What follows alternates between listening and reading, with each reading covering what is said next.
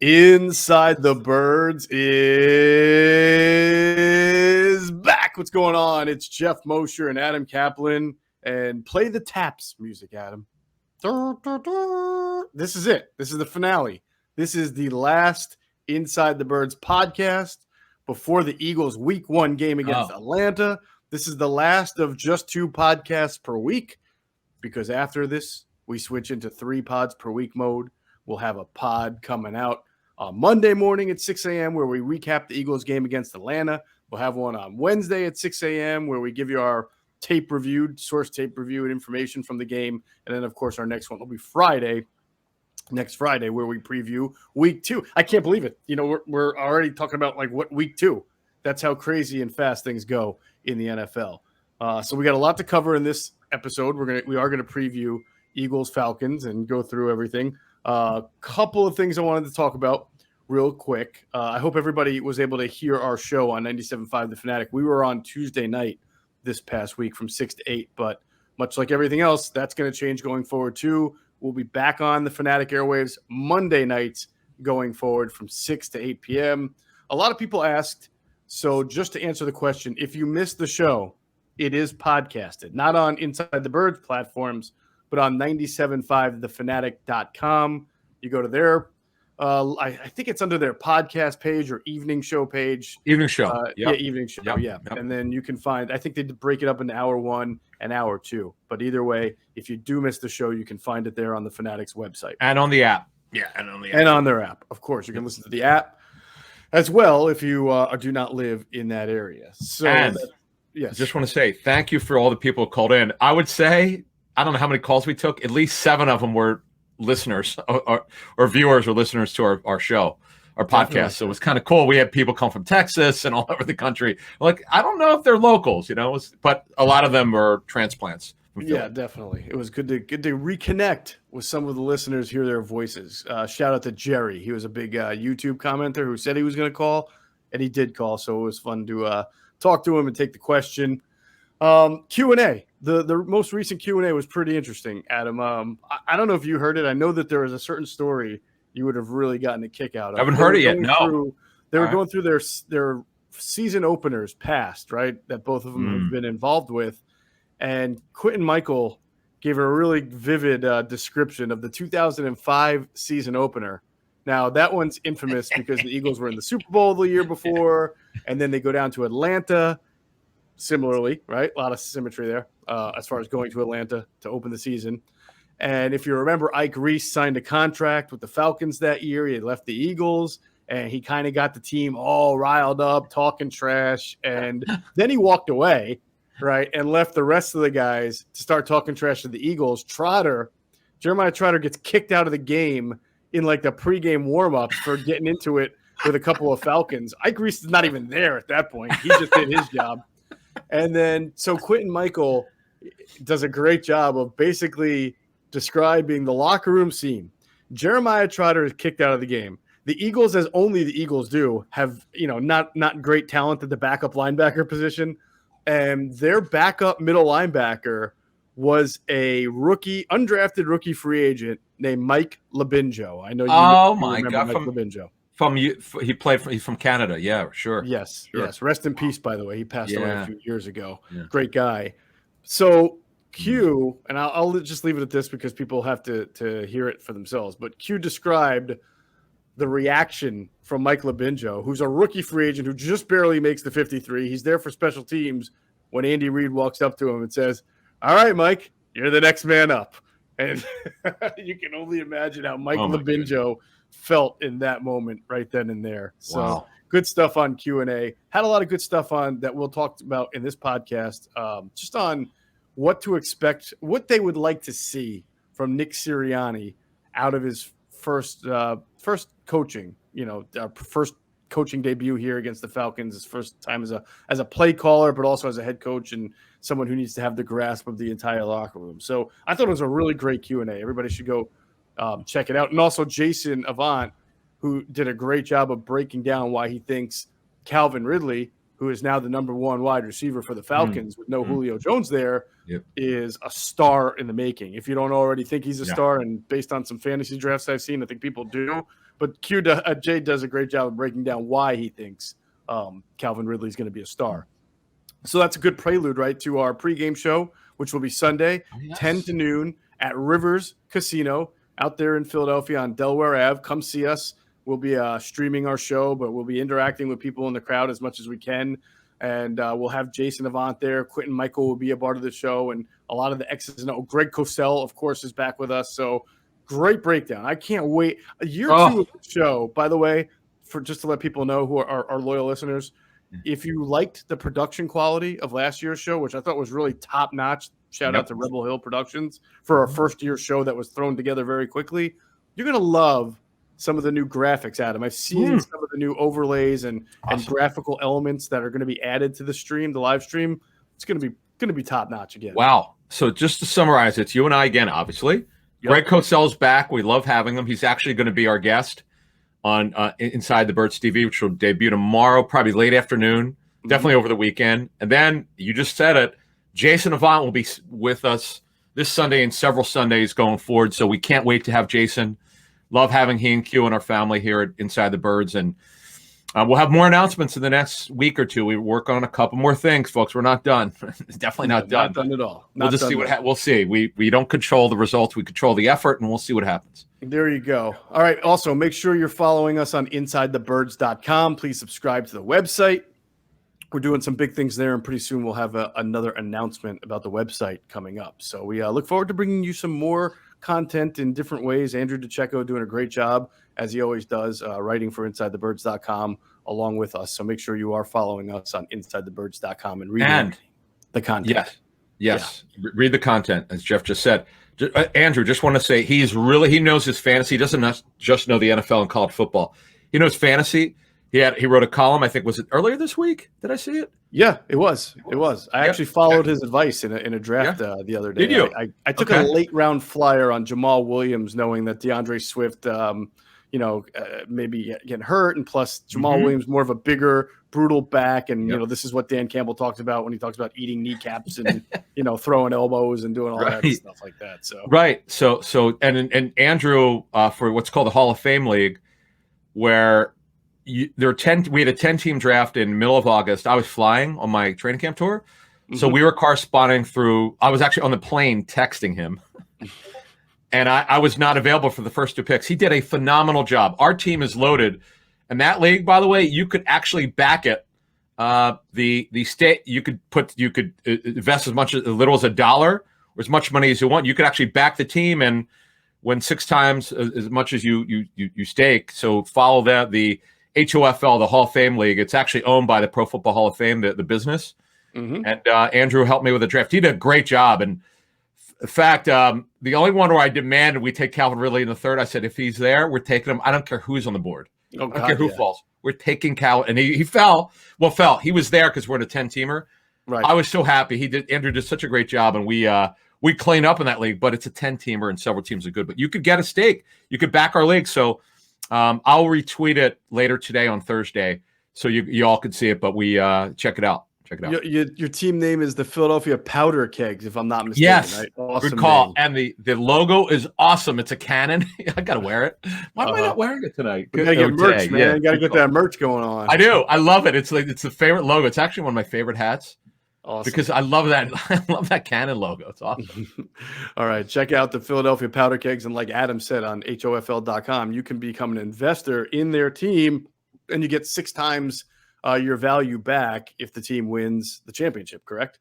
Yeah, Every game, is it week 1 you can win money, or is it just? I just know I know the finality of it. I don't know if they're doing weekly prizes, but I do know this. You could stake it. I've never heard of this. I've not. Yeah, it's an awesome I thought the concept was phenomenal. So let's do this. Why not? Cool. All right, we got a lot to talk about. We got some another transaction that's going on with the Eagles. We've got some injury report to go through, and of course, we'll break down this game from both sides of scrimmage. First, before we do that, we always remind you, check out our friends at Deal Dash. Go to DealDash.com or download the app. Stop paying full retail price for things you want, because you can get stuff at great rates on Deal Dash. Okay, and when you register, use the promo code ITB for a special offer for some bonus free bids. So the Eagles have been busy, man. It's just the last 7 or 8 days as far as the secondary. Adam, we talked about in the last podcast the hybrid kind of cornerback safety that they signed to their 53 from the Colts practice squad. Claimed. I'm sorry, claimed. Right, claimed. Yeah. Shashiri. Andre, is that his? Yes, yeah. You had Andre the pronunciation last show. Yeah, I love that last name, man. How do you say it again? Shashiri. Shashiri. Okay. Shashiri. We'll get a straight pronunciation on that soon, but I believe I have it correctly. And this kid. Yeah, this kid was this is the kid that was signed off the practice. What from the Broncos? From the Broncos. His name is Mac McClain. If that's not a football name, I don't know what is, man. Mac McClain, a cornerback. He's also claimed off waivers from the. Yeah, my bad. That one was he'd actually sign him off the. Yeah, you know what? He was signed. Yeah, that's true. Yeah, right. Yeah. So he's on the practice squad. Okay, yes. So he was on Denver's practice squad. He's now on the Eagles 53, which would tell me that they clearly had either a draftable grade or somebody liked him. Now I understand he's got good size. He's around 6 feet, right? But he's a small school kid from North Carolina A&T. He put together some decent tape. Denver liked him so much that they gave him a partial guarantee in his contract. So he obviously has some things that they like. And look, he's on their 53, so technically he could play this week. I don't know that he'll dress. You hope that he doesn't have to play because and the good thing is we'll get the injury report in a second. They don't have a corner on the injury report. But look, here's a developmental player that they obviously like, and we'll see if Mac McClain III could develop. I believe it's Franklin McCain. They call him Mac. That's his nickname. And by the way, I've been butchering it. It's not McClain. I don't want to get him confused with Philadelphia Inquirer's Geoff McClain. This is Mac McCain. All right. And he spells it McLane, right, Geoff? Yes, I believe he does. Also, not to be confused with the legend of the Houston Chronicle, John McClane, right? That is McClain, who is, by the way, an actor. John is also an actor. He's been in like 4 or 5 movies. Yes, he has. But not to be confused with John McClane from Die Hard. I mean, man, we're going down to McCain. Wasn't there also a cornerback named Bryce McCain? Right. Who was a slot corner, right, for the Dolphins. Yeah, I remember him. There you go. And the Steelers, too, if I'm not mistaken. So anyway, back to our original point. This gives the Eagles some pretty decent depth here at cornerback. I mean, Slay is 1, and Nelson is 2, and McPherson is 3, and McCain, I guess, could be considered. Well, you wouldn't want to play them when you say decent. I don't know if you want to play any of these guys. No. I'm just saying they have numbers here. Right. Yeah, of course you wouldn't want to play, but yeah, McCain, Maddox, and then of course Josiah Scott's on IR, so that's why they have these guys. Shashiri is on the practice squad. So no, he's not. He's on the 53. He was claimed off waivers. It's weird. I saw that too, but then it says practice squad on the Eagles website. I don't know what's. No, he's definitely he was. I'm 99.9% sure he was claimed off waivers. I'm sure he was. I'm sure he was. I'll look it up as you speak. Yeah, let's just double check that because sometimes the Eagles make mistakes on their website too. But they have Shashiri listed as the practice squad here as I'm looking at their website. But he's playing. He was claimed off waivers. Yep. Okay, so they're both on the 53, McCain and Shashiri. Yep. McCain signed off Denver, and Shashiri, as you call him, is that how you say it? Shashiri. Sounds good to me. Okay, Shashiri was claimed off waivers. This is his 6th team since 2018. Nice. All right, so the Eagles protected 4 players from the practice squad. That's Jordan Howard, John Hightower, LaRaven Clark, Elijah Riley. Interesting. Do you remember last podcast how I said just because they brought back Travis Fulgham on the practice squad doesn't mean a whole lot has changed. He's still the guy that they've been disappointed with and cut and went unclaimed on waivers, right? So it's very interesting that they protected John Hightower and not Travis Fulgham. I think that's very telltale. Yes, but the thing that stunned me that they actually protected Hightower. I'm surprised either of them got. Yeah, I would agree with you. Yeah, I'm a little bit surprised by that. If you look at their practice squad, the guys, I would have said Craig James. I understand he was hurt. Now, just to understand though, folks, even if you don't protect, like let's say a team went after Craig James, right? They wanted to sign with the practice squad. The Eagles could say to his agent, listen, here's our offer. We'll beat that number, just because obviously you're signing him up for practice squad. You're gonna put him on the 53. You could say, listen, we'll beat that. We'll do this for you. Like you could give him a little bit more money. You can guarantee. Let's say they were going to guarantee. Let's say the other team's going to guarantee $50,000. Well, we'll guarantee you $75,000 to keep him. Like you can do that. That's sure. Something you can do. Right. So of those 4 names, Elijah Riley being the 4th, I would suspect we'll see who gets the 2 that get the call up. Jordan Howard, you would think, would definitely be on active game day, and I would think Elijah Riley, just because it appears Rodney McLeod won't play. I think that's pretty obvious, but also. I will say, though, we have to now monitor as we get into the injury report, the Brandon Brooks situation. Because it popped up on the injury report with a knee on Wednesday, and we'll have to see what he does Thursday and Friday, if he does anything at all. Because if Brooks, for whatever reason, doesn't play against the Falcons, then your starting right guard, I would think, Adam, is probably Jack Driscoll. No, he's on IR, man. I forgot Jack Driscoll was on IR. Thank you for reminding me of that. So it's probably Nate Herbig. You got to be, yeah. I mean, Herbie. It would be Herbie's up next, and then who would be your backup in that case? Who's your Brett Toth? Brett Toth. So that to me would say, because of what you just said, not that I have anything against Brett Toth. I've been very impressed with him, but I still think LaRaven Clark might get the nod as far as being called up from the practice squad if Brandon Brooks couldn't go instead of Elijah Riley. That's how I would see it right now. Or there is Suapeta, who's got some experience, right? Played a little bit last. Yeah, but they didn't protect him, and so they were clearly afraid that they might lose LaRaven. I would think LaRaven Clark is higher on the depth chart than Sua, but I don't know. I mean, right? Who they protected. The only thing I was going to say about LaRaven Clark is he just has not been. He just got cleared 3 weeks ago to start practicing. So at least Suapeta is healthy. I hear you. I mean, you're right. And theoretically, it's a good point. I mean, he was protected. And the other reason is because Driscoll's an IR. There goes your backup right tackle. Dillard's not a right tackle. They're not going to play him at right tackle. It would almost certain of it would be LaRaven Clark. Dillard, it was a disaster when he played right tackle a couple years ago. So he's really a left tackle. Right. LaRaven Clark did play about, I want to say, like 35, 40 snaps against New England in the Jets, in the preseason finale. Jets game, yes. That signaled to me that they felt his conditioning was at least pretty decent to be able to go in there like that and play 40 snaps. So I would think it would be Clark if they needed an offensive lineman in a pitch. But we'll definitely have to monitor the Brooks situation. Not the greatest news to see him pop up after a really nice training camp. That's a new one.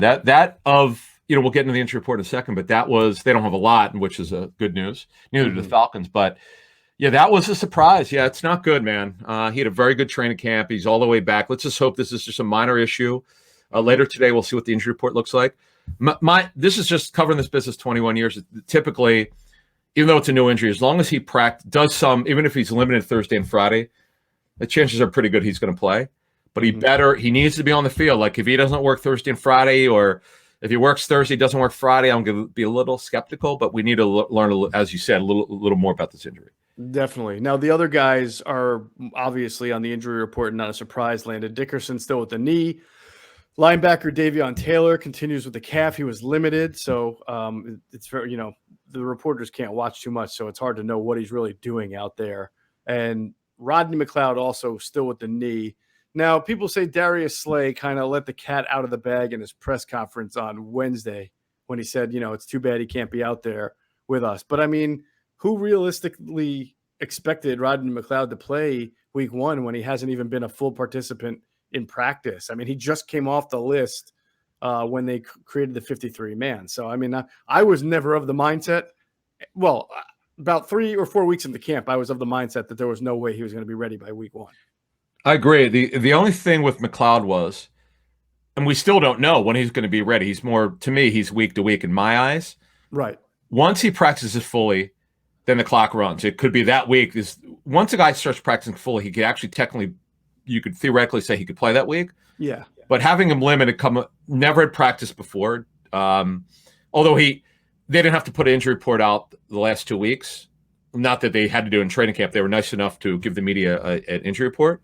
Mm-hmm. So we don't know what he's been doing other than he's been in full uniform for several weeks and he's been rehabbing. But we don't know until you can't practice if you're on in training camp if you're on PUP, but you could do a lot, a ramp up. You could do a lot on the side. Mm-hmm. So we'll see. The good thing is they clearly believe he's going to be back before by week 6. We'll see we'll see what that means.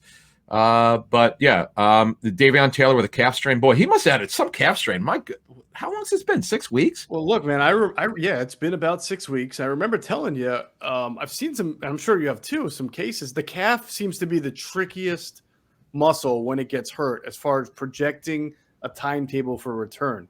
I remember a couple of years ago, it might have been the Super Bowl year, where Fletcher Cox suffered a calf injury, and I remember Doug Peterson saying he's week to week. We really don't know when he's going to be back, and he wound up making it back a couple of days later. I mean, so that just goes to show when you just have really no idea how these things are going to react. Yeah, in some cases you got to not weight bearing if you really hurt it and pull it badly. You can't be putting all your weight on it. He was in a boot at one point, so it's obviously a really, really tough situation for him because of all the players on the team. You could argue he needed training camp reps the most to really catch up from falling behind last year or just being behind last year, and now he just continues to be behind.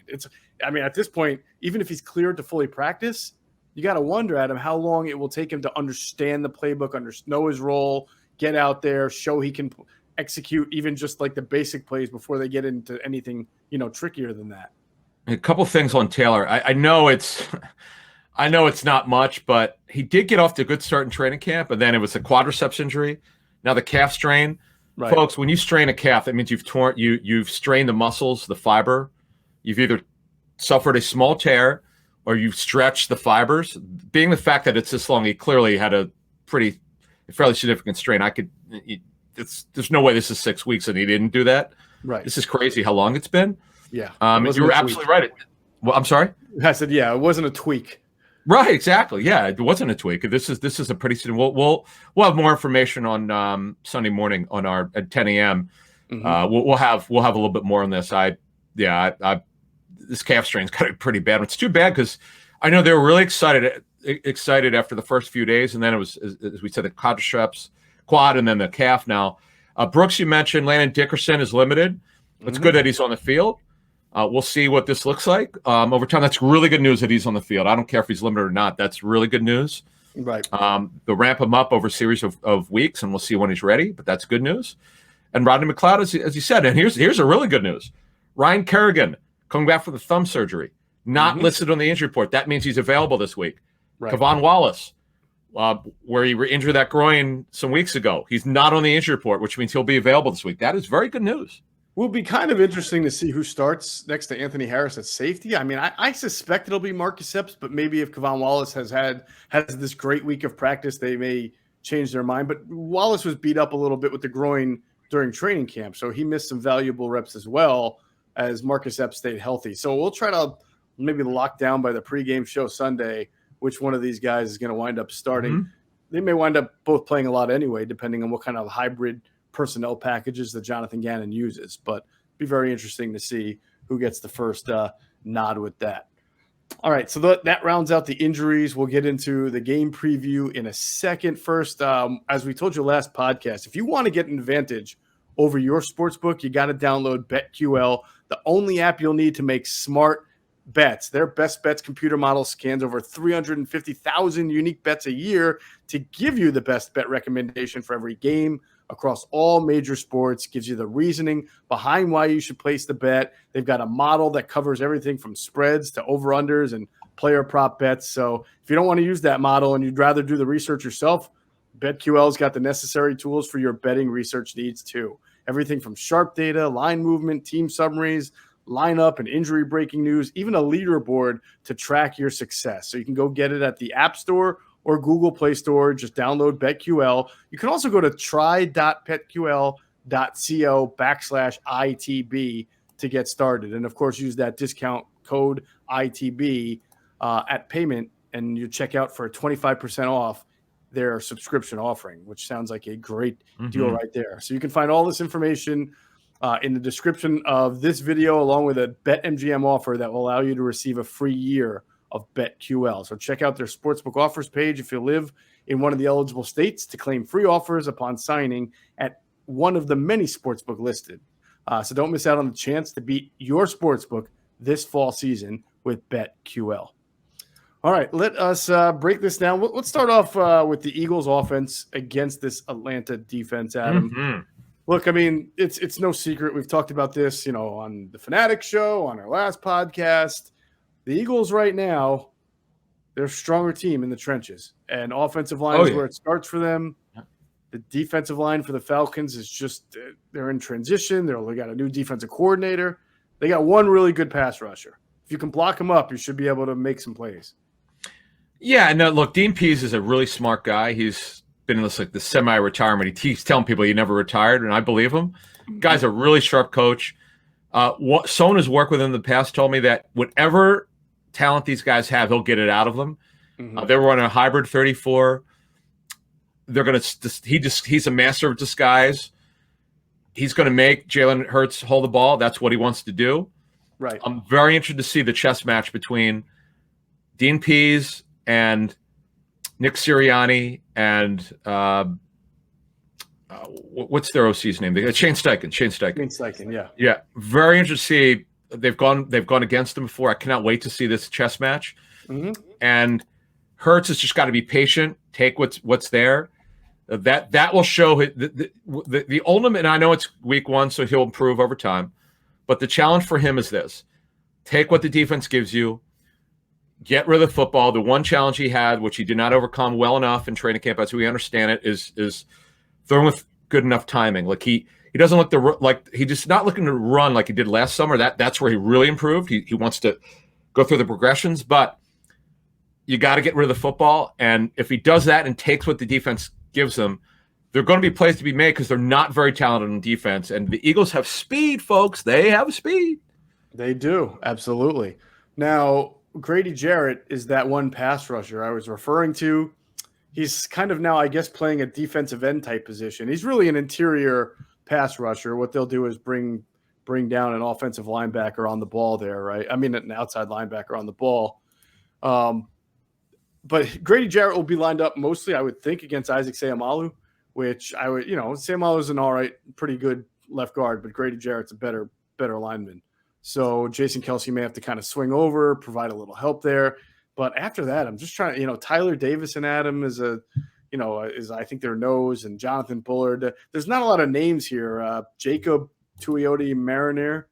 Yeah, I know Greg Cosell brought him up to me a couple years ago. He likes him. He was an undrafted free agent in 18, but you're right. They're not super talented. Tyler Davidson's an overachiever, decent player. Mm-hmm. I wouldn't worry about him. What they do is where they're going to be interesting is the Olakun kid, who I was stunned he got drafted from Yale. I know a bunch of agents who actually recruited him and backed off because they never thought he'd make it. Mm-hmm. He's from Yale. Yeah, Olakun. Yeah, he's a kid from Yale who, a smaller guy but really explosive. He can cover. He's been a good story of development. As a 6th rounder in 18, the Yale guys typically don't get drafted. So that was a real nice story. Deion Jones is a really good inside linebacker, and Olakun and Jones will be their inside linebackers. Mm-hmm. Dante Fowler's one of their outside linebackers. Brandon Copeland has an injury. He's the only guy listed on the injury report. He's got a hamstring injury. He's either their third outside linebacker or their second, depending on how they want to structure it. Smart guy. He used to be with New England. He went to Penn. Right. He could play inside or outside. He's probably more of an outside guy. Other than that, look, you mentioned Stephen Means on the last show. I mean, I'll be interested to see if they actually line him up on defense. And if he does, is he just a special teamer or does he play on defense? I'll be interested to see that. I'll tell you what, the kicking game for the Eagles better have him marked. You got to block that guy on field goals because he is tough. All right, I'm telling you, Stephen Means. He did it for the Eagles. He was good for Atlanta a couple of years ago before he hurt his knee last year. I think he tore his ACL. So correct. Good player, good guy, all of that. But I think the point you're making is right, is that their pressure is going to be what we call manufactured pressure. What we've talked about this with Gannon, where you don't have great pass rushers, although the Eagles do. But with him, you're going to have to use the art of disguise. You're going to have to change what your coverages look like and make the quarterback hold on to the ball longer than normal because the quarterback wasn't sure, how the coverage was going to change or saw something different prior to the snap than after the snap.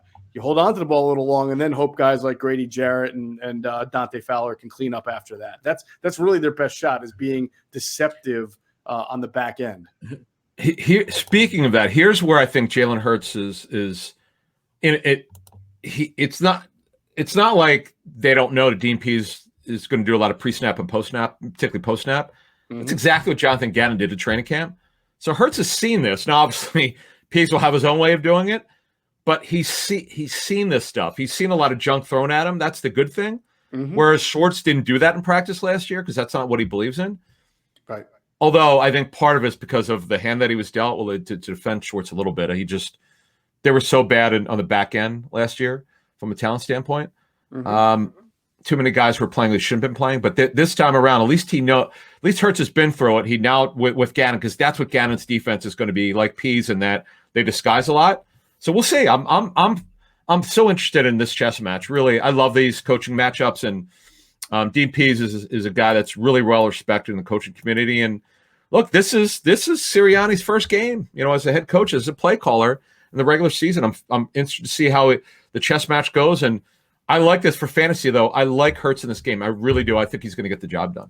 What do you think the offense is going to look like? I'll start. I think what you're going to see is, I don't think it's going to be 50-50 of 11 personnel and 12 personnel. I think they're mostly going to be 11 personnel. Really? But I can see them going 12 situationally. Like red zone, like where you want bigger bodies.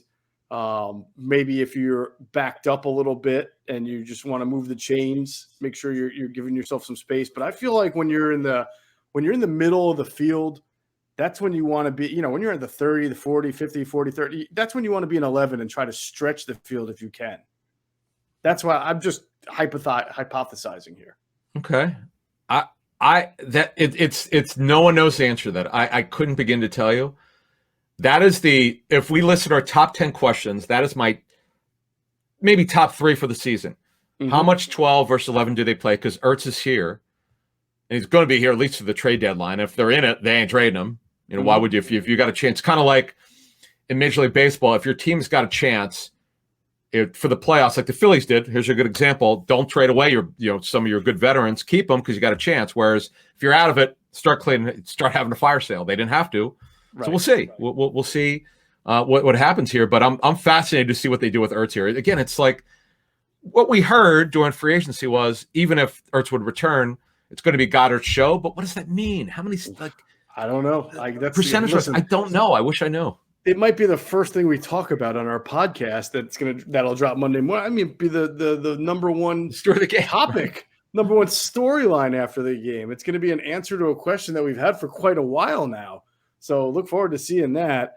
Jalen Hurts, you think they're going to run, like they'll use the element of his running designed, or do you think they want him to be a pocket quarterback who only runs when needs be? Nick Sirianni did not use RPOs a whole lot. And not that you have to run an RPO. I'm just saying he does not use that college-y type of offense in Indianapolis. It's interesting also with the Chargers. If the biggest surprise is Justin Herbert because he ran in college, super athletic. He didn't run very much. Right. They didn't really design a lot for Justin Herbert. Steichen does not have, and what we understand is Steichen does not have a lot of the running quarterbacks in his background in terms of designing. Right. So that's another great question. Again, this is more of an educated guess and a hypothesis. Mm-hmm. I do believe, to answer your question, less running than we probably expect. We know Hurts will be a dual threat because he was in college, but sure. I just from being at training camp and watching and then hearing from people who were at training camp every day, they definitely wanted him more pocket than running. Though I think if you ask coaches around the league, they'd rather have their quarterbacks not running. I don't think the Bills want Josh Allen running as much as he does. He just does. He's not running quite as much as he did, but he still runs a lot. Right. Hurts has gotten this background, but as he matures as a quarterback, I think he'll do it less and less and less. Mm-hmm. But to finish it off, RPOs will be here. Absolutely, they're going to have it. Yeah, All right. I bet the house will have some, but I don't know it'll be a lot to answer your question. Right. I just think that the other thing is, and I said this to start this discussion on the offense, from schematically and the visually, it's the first time in several years they've got a lot of speed at receiver, and Goddard's an athlete at tight end. Use it, folks. That's the job of these coaches. They trust him. Watkins could flat out fly. Rager could fly. Devontae Smith could fly. Let's go. Mm-hmm. Do it. Let's do it. Fly, Eagles, fly. Absolutely. You look at the secondary. I mean, AJ Terrell, second-year corner, Fabian Moreau. That shouldn't strike fear in anybody. I know that Terrell was a first-round pick last year. Didn't he get hurt or not play so well as a rookie? He's just okay, right? Just okay. And then Kendall Sheffield was a starter. He lost his starting job. He was going to be their top outside corner, but he got put on injury reserve. Mm-hmm. So the Eagles get a break there. Atlanta's got Isaiah Oliver's their third corner, who probably is going to play the slot. He was a starter for a long time. I mean, the nice thing is they're young, and the Eagles know, well, this staff wasn't here, but Fabian Moreau obviously played in the division. Moreau's a super talented kid, but had a big injury history. He's got good size that could run. Always liked him. And I'm interested to see, I know Harmon and Harris are supposed to be their starters. I want to see Richie Grant from UCF. Oh, yeah, Richie Grant, the second-round pick. That's right. I want to see if he gets on the field in this game. But I just feel like if the Eagles protect, and they should protect really well, because we'll see about Brandon Brooks, of course, but overall, the Eagles should be able to protect, and this secondary could be had. Eric Harris is a guy that the Raiders didn't want back, who's was a pretty good story. He's an older safety. He's tall. He's real long from Cal, PA. Journeyman safety. This secondary can be beat. That's why I'm just really bullish on the Eagles offense. I get it's week one. Sometimes offenses start slow, but if you just look at the personnel matchups, the Eagles it's very favorable for this offense. What's the over/under on receptions by Eagles running backs in this game? Ooh, I'll put the number at 5.5. Where are you going? All right, Mr. Numbers. I'm gonna go. All right, I'm gonna put it out there. Okay, we've been waiting for this game for Kenny Gainwell, our guy, number 14, right? Mm-hmm. I'm gonna say I'm gonna take this another level. I'm gonna say 5 targets for Gainwell in this game. How about that? His first ever NFL 5 game. targets for Gainwell. Yes. Okay. Yes. All right. So what do you think about receptions, though? 3. I'm gonna go. Okay, receptions. You said 5.5 is over under. That's your number for the entire group of running backs. Yes, 5.5. I'm going up. Over. Wow, that's a lot. That's still a lot of receptions. I know, but I mean, everything we saw in training camp. I'm telling you, not that I charted the stuff. I have no idea what his pass target numbers for Gainwell was, but the 5 practices I went to seemed like he had like 30 pass targets. It was crazy how much they were using. It did seem that way, didn't it? And then you had a really interesting note several months ago, and it's been in the back of my mind. We haven't discussed it very much, and we've talked about it a little bit lately. Mm-hmm. But the pony package absolutely is going to be this offense. Ryan Silverfield said that when his coach, Gainwell's coach at Memphis, he thought for sure they'd have it. I think you mentioned it. Sanders and Gainwell on the field, man. Don't you think we'll see that? I do. Now, this is not going to be the pony package of its original intent back in the SMU days, right? With who was it? Craig James and ED.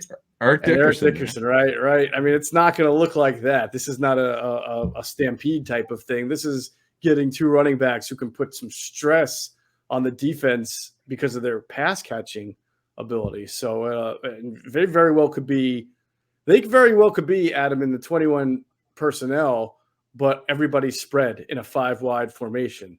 So I think that they're going to get very creative with these running backs and their route running and their pass game mismatches, and give Jalen Hurts all sorts of options against this defense. So 21 speed, but certainly not because you're not putting 2 running backs on the. It ain't going to be like a couple of years ago, right, when Jordan Howard threw a block for Miles Sanders or was it the other way around? No, it was Jordan Howard. Howard against Buffalo. Yeah, against Howard Buffalo. Right. I think this is going to be block. So it's great. I think this is going to be a more pass-oriented type of 21 speed offense. Okay. I got a formation for you. 11 personnel. Are you ready for it? Okay. Sanders, Rager, Smith, Quez. Yep. Goddard, because he's so athletic. It's a seam guy. And then, or they could switch off because there's no question Gainwell's going to be on the field. I don't know how many snaps, but can you imagine, though, if you're a defense, right? They put out Ward, Rager, Watkins, Goddard, and Gainwell. I mean, they've never had this kind of personnel. I mean, the key to this is again, we don't know how many snaps Watkins will have, and we understand, prior to training camp, he had really done next to nothing since he'd been at Eagle, but maybe the light went on. Who knows? But the results are what they are. Training camp was good. Preseason tape was good, what we're told. So you put his speed in the slot. He could play slot or outside. Rager could play both. Smith could play both. Gainwell could play X position, which he did at Memphis. Let's go. What's this thing going to look like? Hey, man, I can't wait to see what it looks like. I can't wait to talk about it, and I really do hope that they unleash it week 1 so we at least get the chance to talk about it. Anybody else on the Falcons defense that we missed? We talked about Fowler, talked about Copeland. I mean, they don't have terrible pass rushers. They've got a lot of lunch pail guys. They just don't have what the Eagles have as far as being able to kind of hit you from the middle, hit you from the edges. They're just okay as a pass rush team. So they're going to have to be better in the secondary. You look at the secondary, Daron Harmon's been a pretty good player in the league for a while, especially when he was with the Patriots. Richie Grant, he was a talented safety coming out. Fabian Moreau has been around the league for a while. This is, again, it's kind of like a lunch pail secondary, but there's some upside there. I don't think this is a terrible defense. I just don't think that it doesn't have a lot of playmakers. Blue chippers, they just don't, other than Grady Jarrett. Deion Jones is not quite, he's a good player though. Yeah, he always gets hurt, but he's a good player. Good player. When you talk blue chip you're talking about high-end starters. Now we'll get to the Atlanta's offense versus the Eagles defense, but you're right, man. I'm always wrong on this when I say it's going to be a high-scoring game, and something happens in week 1. I get all excited for fantasy, and I go, "Oh man, what happened? Why wasn't it good?" Because it's week 1. Something happens in week 1. I don't know what it is. And this game's indoors. You don't have to worry about weather. The Mercedes-Benz Dome, whatever they're calling it. Why do the Eagles always lose in Atlanta? I can't figure that out. Weird. I know. Can't figure it out. I don't know. It's not like this great, passionate sports city. It's not an intimidating crowd. I mean, I just don't understand why they always lose in Atlanta. The last game was the shop of horrors, man. All the craziness with the injuries. D-Jax got hurt in pregame. Who else? I remember Carson went through an interception while he was on his knees. I mean, he just threw the ball up in the air and it got picked off. Who dropped the pass that would give him the touchdown down the sideline? Who do you think dropped the pass? I'm drawing a blank. I just remember the play. Are you kidding me?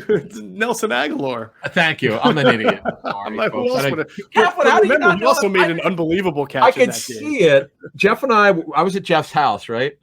It was the infancy of Inside the Birds, where we were trying to figure out how to do this show. We'd go over each other's houses, and then I went to his house, and it was the strangest game. And you have this awesome. How big is your big screen TV? We watched it on the projector downstairs. Projector, yeah, that's crazy. Yeah, it was really it's cool. the size of a wall. Exactly. I just basically used the wall as the screen and put the whole thing on the wall. It was Nelly. Okay, Nelly dropped it. Yeah. Yeah, I mean, come on. But do you remember Nelly also made an unbelievable catch in that game that helped? That's Nelly, but that's Nelly. That was Nelly. That was Nelly. Oh man, that is Nelly is Nelly is like the Phillies. He was like the Phillies of the Philadelphia Eagles team. He's just 1 minute he's up, next minute he's down, next minute he's up, next minute he's down. In the same game. That what was a crazy game that was. Was that a Sunday night game, right? That was a Sunday night game. It was. Week 2. Absolutely. All right. Putting that pass behind us. We will now go into the Eagles offense versus the Falcons defense. But first, the first Sunday of the NFL season is here, as we've been talking about, and the excitement continues with DraftKings Sportsbook, an official sports betting partner of the NFL. DraftKings is giving all new customers a can't-miss offer to celebrate the return of the NFL season. You bet just $1 on any football game this weekend and receive $200 in free bets instantly, no matter what. That's right.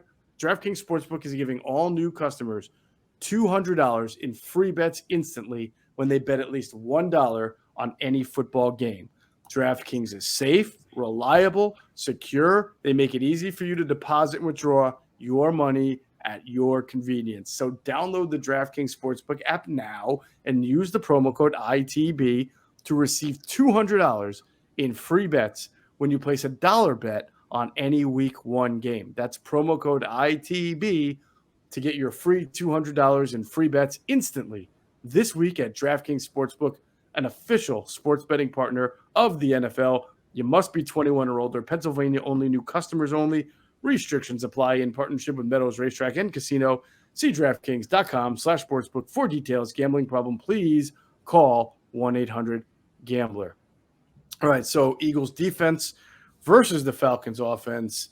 This will be an interesting chess match. We know the Falcons have weapons even without Julio Jones. We know that Calvin Ridley is a guy who is an excellent wide receiver, and maybe without Julio is going to really come into his own. If he's not, I don't know where you'd put him in the top receiver. He might be top 5 to 10 already, but perhaps without Julio, he's going to show that he's as good as anyone out there. He is awesome. Calvin Ridley is so explosive. He's not a burner per se, but he's just has a way of getting in and out of breaks quickly. His release is terrific. He's just a really good football player. I remember when they took him in 2018, people were like, how do you got Julio on the other side. What are you doing? Well, now you see why. Julio couldn't stay healthy. Mm-hmm. And he wanted out, and they were happy to oblige. They were able to get the deal done with Tennessee. Really clear their number one pass target. Russell Gage has been an amazing story. Number 14, you'll see him here. In this game, he was a 6th rounder in 18. He will play inside and outside. When they go to 11, Olamide Zaccheaus, he's from South Jersey. Zaccheaus is 17. Gage, when they go to 12, is their other starting outside receiver. But Zaccheaus, when he comes in, and by the way, he's got 2 plays of over 50 yards, including a 90-yard touchdown, I think. So he's a little bit underrated. He's runs a little bit better than you think. Right. So look, he's from UVA. He's a smaller guy.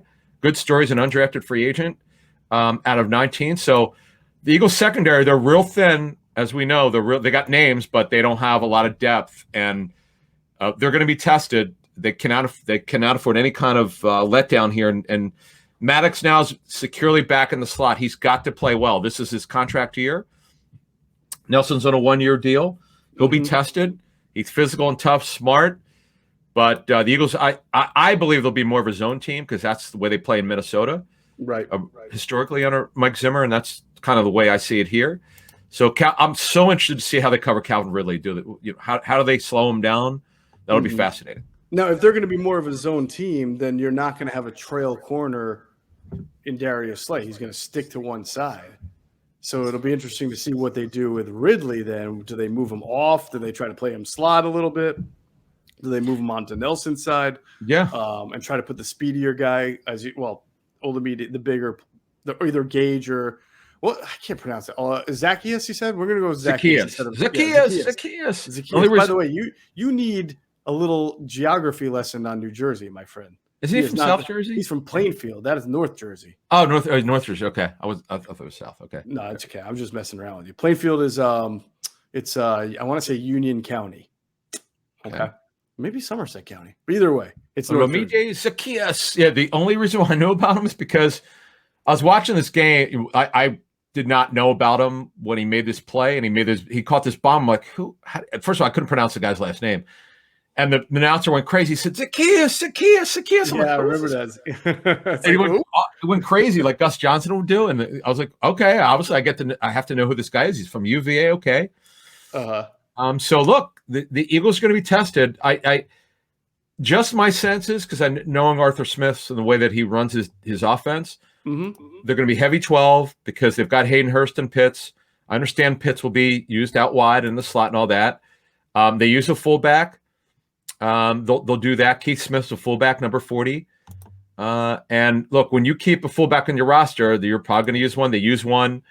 They use 41 as the Titans fullback, a blasting game. So they'll do that. So we know it's going to be a run-based offense. Dave Ragone's his guy. Dave Ragone and Smith, I'm told, they're best friends. Ragone designs the pass game. This was his number one target to do that, Smith. As far as hiring coaches, he wanted Dave Ragone to do that, who was with the Bears. Prior to that, he was with the Titans, so these guys know each other. So the Eagles, look, the key here is real simple. Get after Matt Ryan, make him move. He's immobile, but I'm a little bit concerned here if they protect, but that's the key: is can the Eagles get to them? I say yes. I think they can. Yeah, I think they can, but to I would say one begets the other. My concern for them would be, can they stop the run game that Arthur Smith is about to throw at them with big bodies and with Mike Davis? Because, and I'm not just overreacting to the preseason. In general, I think that when you look at what they are at linebacker, and the fact that they're adapting to a new scheme, I think I brought this up in some interview recently. I don't have it in front of me, so I'm sure someone can double check and find out. We talked about this last podcast, I think.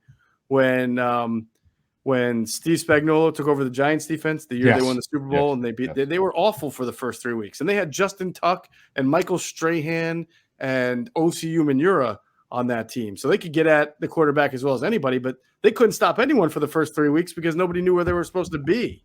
So this is not a simple defense that Jonathan Gannon runs. So if I'm Arthur Smith, the first thing I'm doing is, like you mentioned, get my fullback out there, get my running back. I bet Arthur wish he still had Derrick Henry.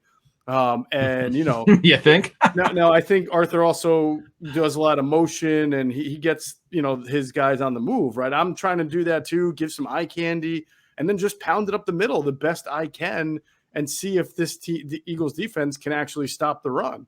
And if I can move the chains, then I'm not giving the Eagles a chance to get at my quarterback if I'm moving the ball with the run well, and then I'm going to work a little play action. I do believe, though, the Eagles have a major advantage with Fletcher Cox and Javon Hargrave versus the interior of the Atlanta line, right? Matt Hennessy out of Temple, who's a third rounder last year. He's a full-time starter this year. Not the biggest guy in the world, pretty athletic, good player, but he's inexperienced. Chris Lindstrom's a decent right guard, better than average, not great, but he's fine. The problem is at left guard. As we mentioned in the last show, Josh Andrews is an IR. He clearly won the job. They don't know who it's going to be. It's either going to be Drew Dahlman or Jalen Mayfield. Mm-hmm. That's advantage Eagles. Eagles have a major advantage on the inside. That's, to me, where this game's going to be won. Pressure on the inside. Mm-hmm. Matt Ryan does not move well, and he's not an athlete at all. If you make him move off his spot, he's in major trouble. He's got snowshoes on.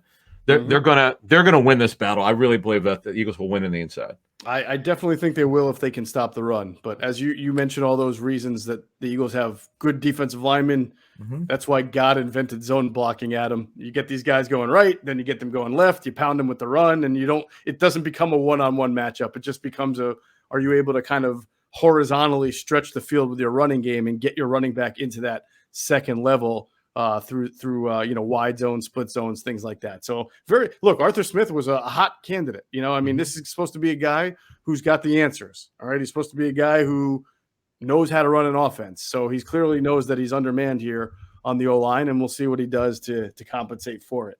Was there one more thing? Oh yeah. Pitts. We got to talk about Kyle Pitts. Yeah. Oh God. Yeah. I can't wait to see how they defend him. Now Q&A, we're talking about it, and we'll probably get into this more on the pregame show.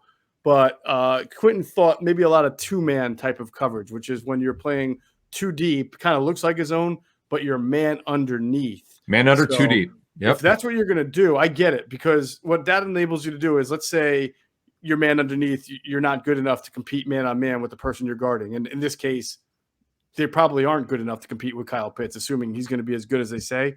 But you got those two safeties deep, right? They can come up and make that tackle if the guy breaks the first move or if he gets hit in stride. So it's a good way of playing man defense, but not getting beat over the top when you play that two-man game. So I thought that was a astute kind of observation. We'll see if that's what Jonathan Gannon does. We know that throughout their preseason and what we've seen a lot of two deep coverages from the Eagles, at least not deep the way some like a Matt Eberflus, everybody's backed up, but we've seen a lot of two shell coverages, I'll say. Well, let's put it this way: they could not be more vanilla. Their defense in the preseason I've never seen it this vanilla before. They did nothing, literally nothing on the back end. They were not showing anything, and that was on purpose. So I believe, based on what we had heard back in February, and I still think we're going to see this pre-snap, post-snap, particularly post-snap, doing a lot of stuff. I really believe that Gannon, the D coordinator, will get a lot out of these guys, and I think they'll have a lot of energy. I'm interested to see how he deploys Jernard Avery, who's their strong side linebacker. We don't know how many snaps that guy will have, but Jernard Avery could rush the passer. Mm-hmm. And they're not going to ask him to drop. I cannot wait to see if he.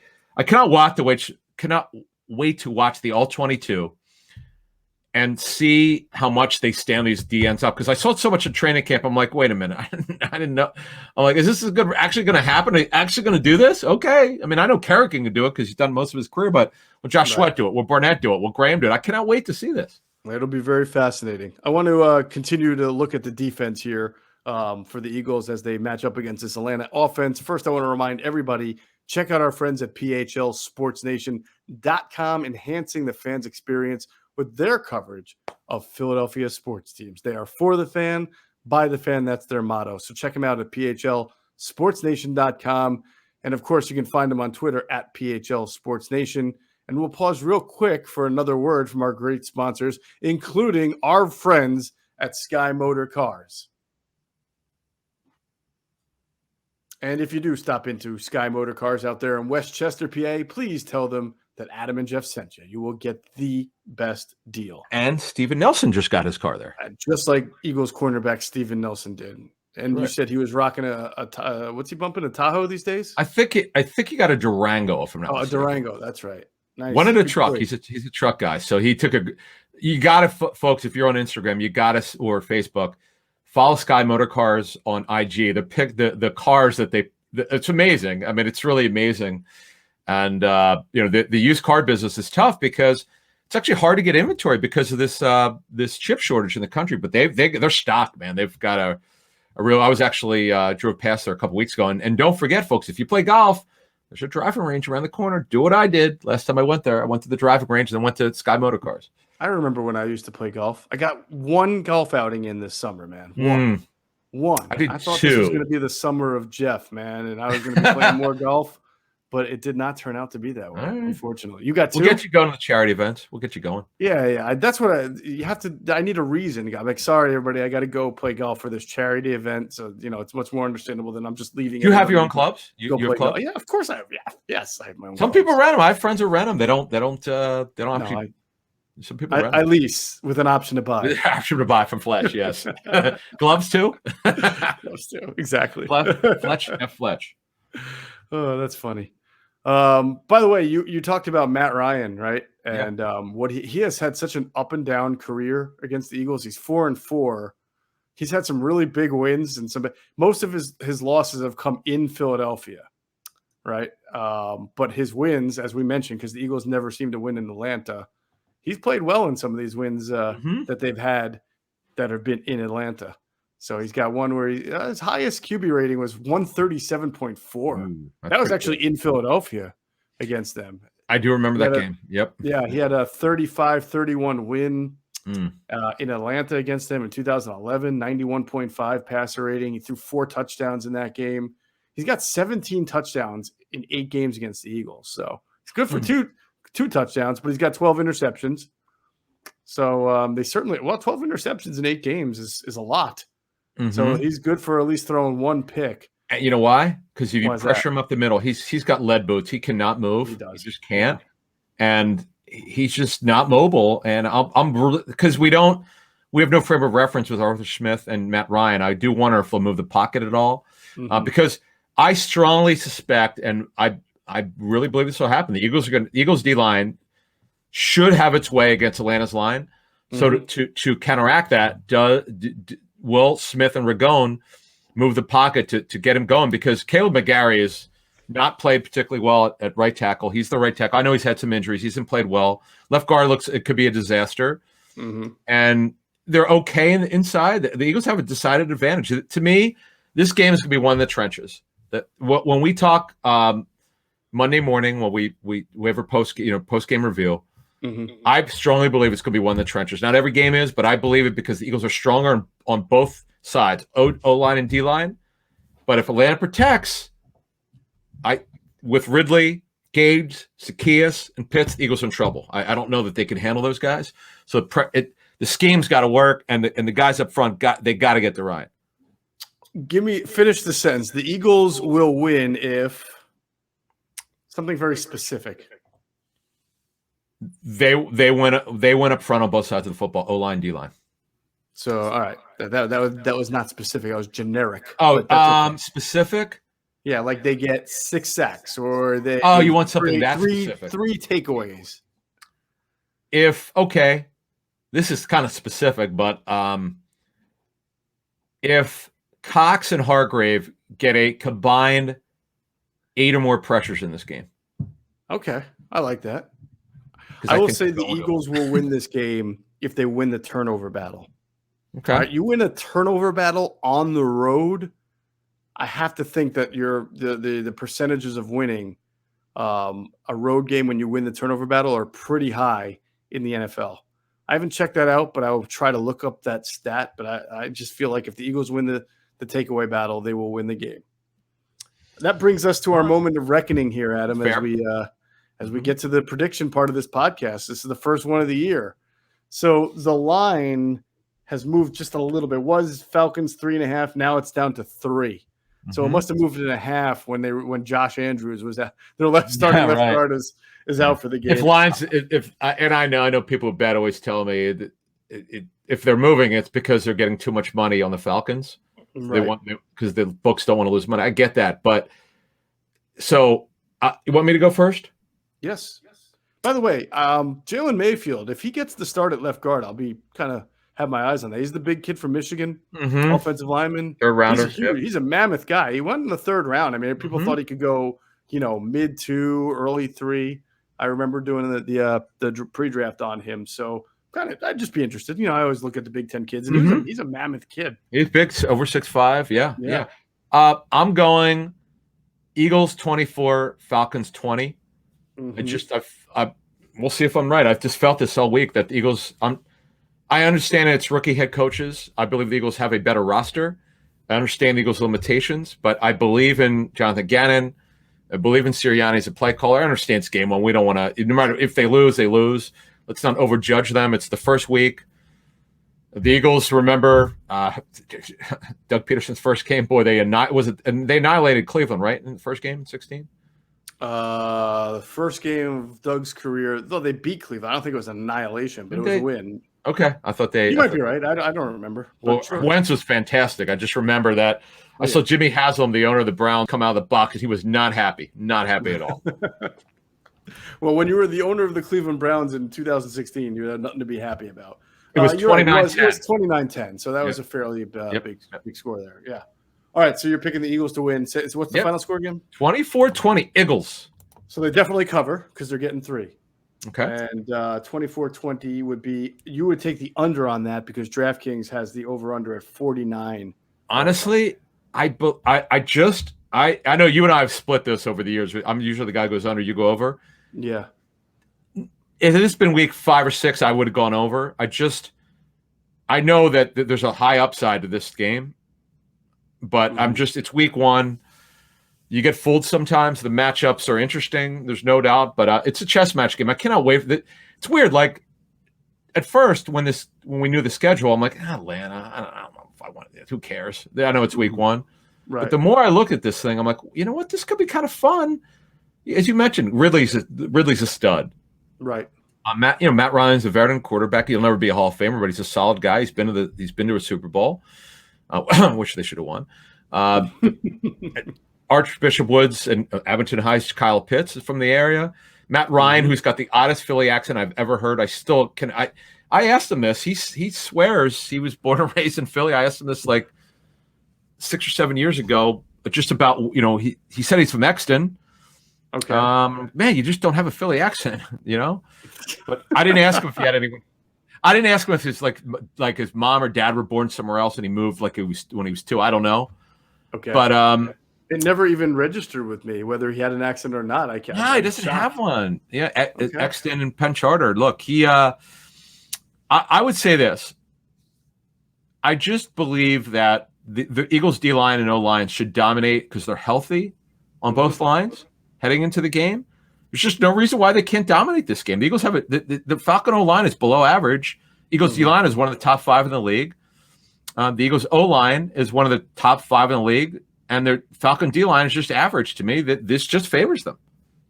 All right. All right, so I like where you're going with that. I see the Eagles giving up some big plays in this game.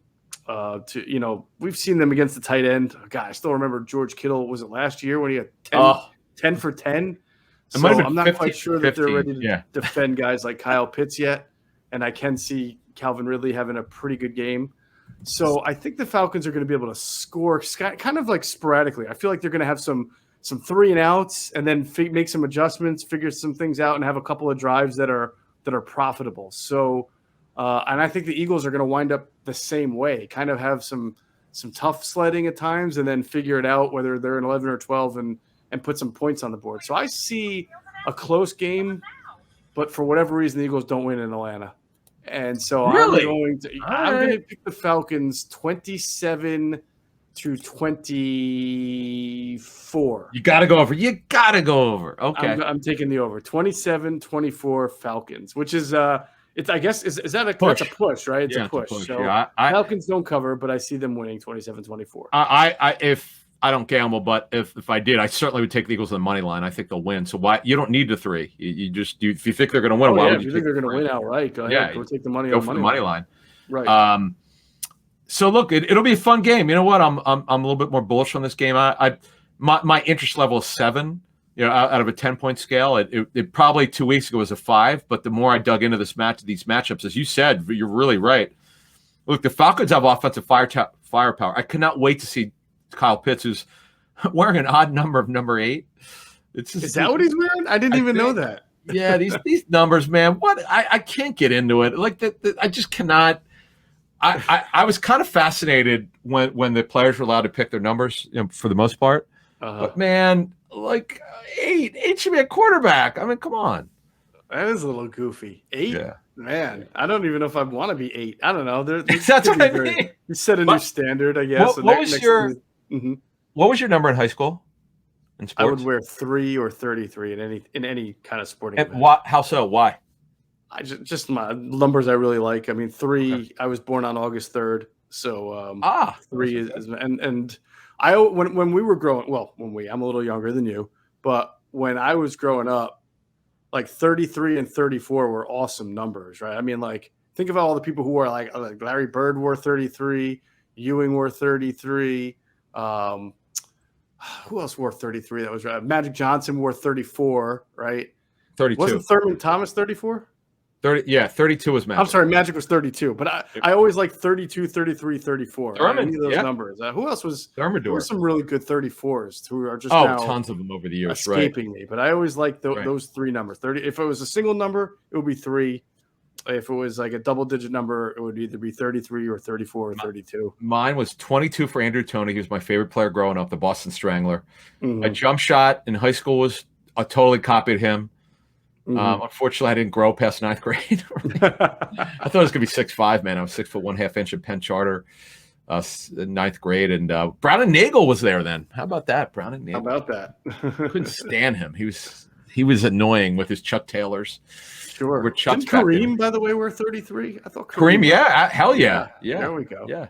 33, man. Good call. Yep, that's right. I think but Shaq 11 wore 33 for a little bit there, too. Shaq might have started off with 33. Wore probably a couple numbers. 32. Yeah, I think in Orlando he was 33. 33, right? In Orlando, right? Yeah, with Orlando, right? Yep. Yeah. There you go. Eddie Murray, the baseball player. Now that what number was Eddie Murray? 33, right? Yeah, he was a 33 at one point. He was a great switch hitter. Too. Oh man, awesome. He could hit, man. Great with the beard. Yep. He was terrific. Yeah, and it's just like imposing too. When the Orioles were good. Oh, they're so bad. Right. He was an Oriole. He was a Dodger. He was a Met. I mean, he played for like 5 different teams. But so I always like those numbers. Anyway, so all right, you've got the Eagles. I'm going to take the Falcons.